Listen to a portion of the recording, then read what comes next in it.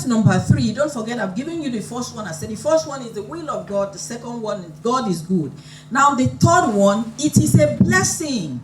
And that blessing will bring blessing to other people. All right? When you thank God in your situation, it is a blessing. And that blessing will always bring blessing to other people. 2 Corinthians chapter 9, verse 11. It reads, and I quote, "You will be made rich in every way." By every way there, I put in bracket good and bad, so that you can be generous on every occasion, and through your generosity will result in giving thanks to God. All right? Do we get that? Please, when you go home, read that place. If you read it, you will understand it better.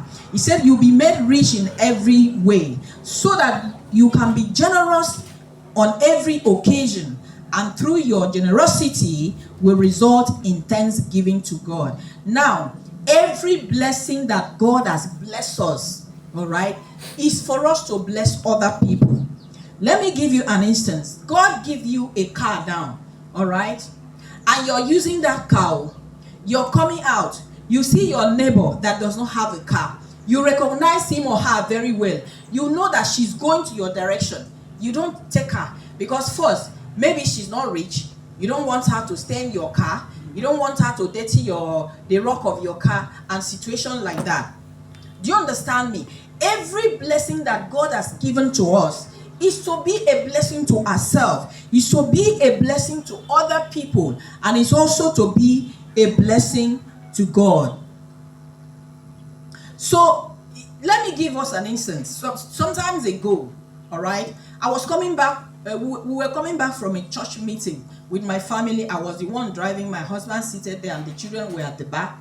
And so, as we got to the junction here, we saw a woman. They were tense with one pastor that we knew then was with us then. They were tense. They were like, "Hey, ho!" I just break. I said, "What happened?"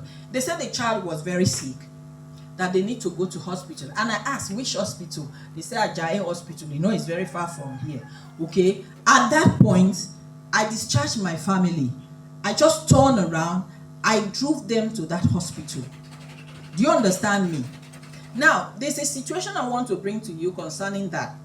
Do you know, few months after, that very woman, I think her husband bought a car for her. Do you know, like 3 or 4 times, she meets me at that junction, going to my direction, she just drive past. But that's not a problem to me. I'm just trying to let us understand the situation that every blessing that God has blessed you, don't just put it in your pocket and use it to be doing shakara around. Do you understand me? God has blessed us so that we can be a blessing to other people.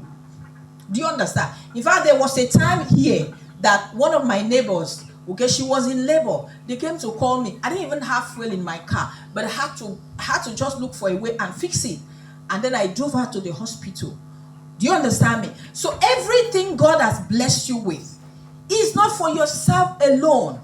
Now, in your situation, when you appreciate God, when God comes through to you, don't say, "God, this situation that I'm suffering like this," like one of my sisters told me. He said, you see the way I'm suffering to make money. If I make money, you think this money I can share it with anybody? I say, you will still share it. Because the more you share it, the more God will bring the money. Do we understand that?